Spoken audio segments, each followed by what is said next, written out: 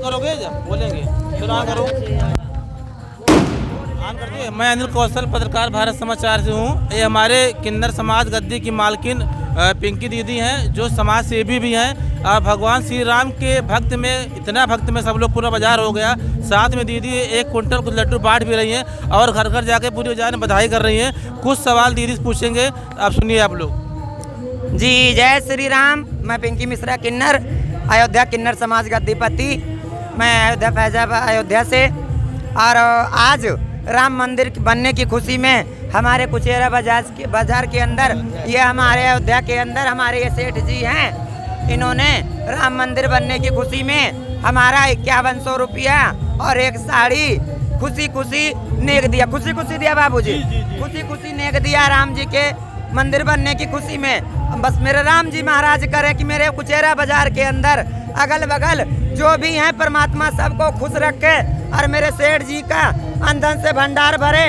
परमात्मा करे मेरे सेठ जी का वंश परिवार आगे बढ़े। राम जी महाराज ने दुआ दिया, आशीर्वाद दिया था जब हमें 14 साल वनवास काटने के बाद में, तो उन्होंने यही कहा था कि जिसके घर परिवार बढ़ेगा उसके जाना और जिसके घटेगा उसके कभी भी नहीं जाना।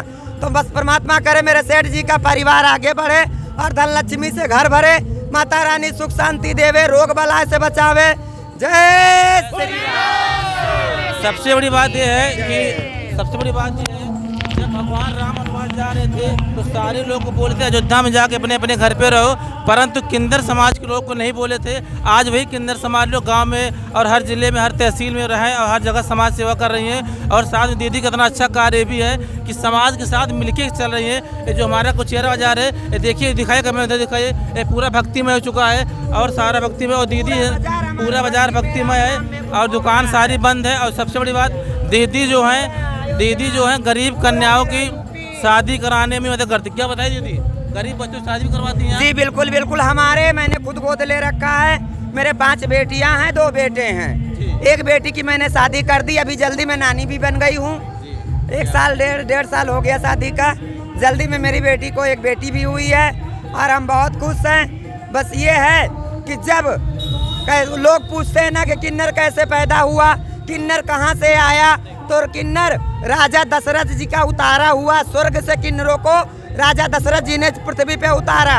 जब रामचंद्र जी जन्म लिए थे तो उनके यहाँ से सीधे दाई पहुंची राजा दशरथ जी के पास।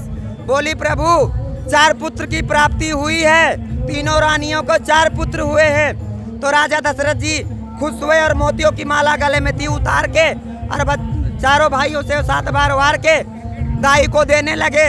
दाई मना करिस कि हमें नहीं चाहिए, ये 9 महीने का नरक का दान है, ये पहला दान हम नहीं ले सकते।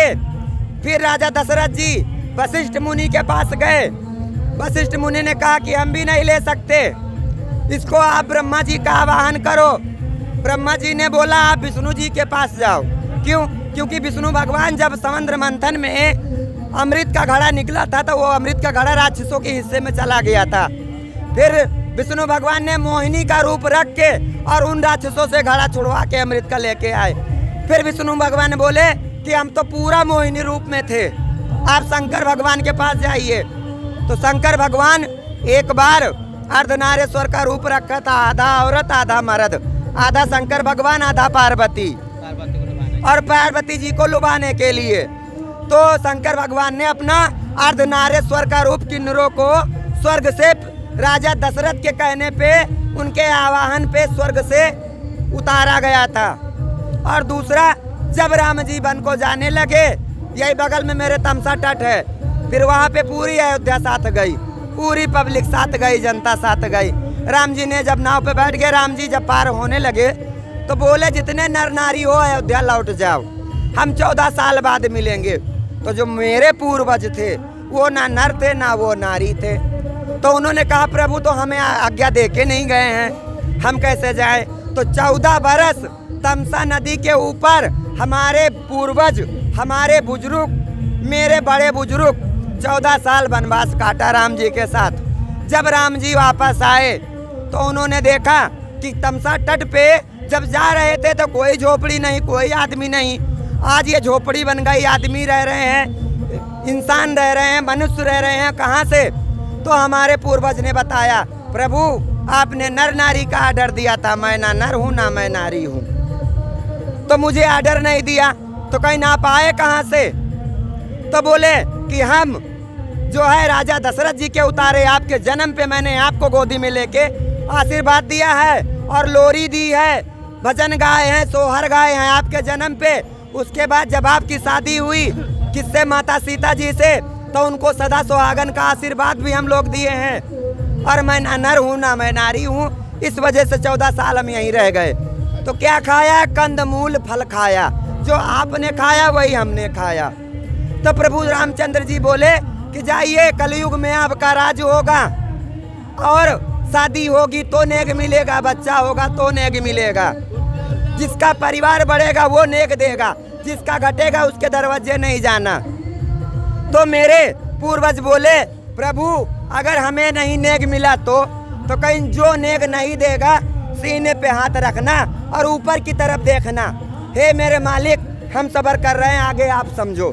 तो उसको हम समझा लेंगे, राम जी महाराज का कहना था ये।